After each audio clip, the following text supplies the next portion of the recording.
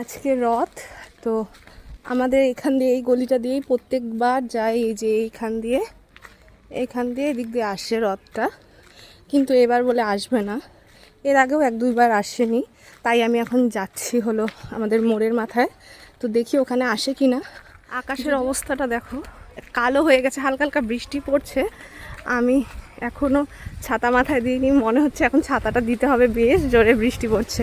রথের দিন বৃষ্টি হবেই হবে, হ্যাঁ।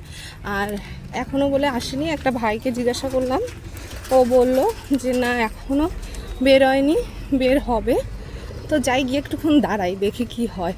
আর হালকা হালকা বৃষ্টি এখন এখানে শুরু হয়ে গেছে।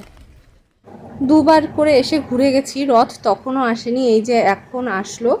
আর এই তো এখন রথের জন্য দাঁড়িয়ে আছি। দেখো সবাই এসেছে, পাড়ার সবাই, কয়েকজন খালি বাদ দিয়ে বাকি পাড়ার সবাই এসেছে রথ দেখতে।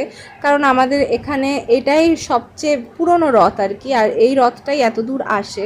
আর এখন তো অনেক নতুন নতুন জায়গায় রথ বের করে, মানে নতুন নতুন রথ বের করে, অনেকে বাড়ির থেকে বের করে।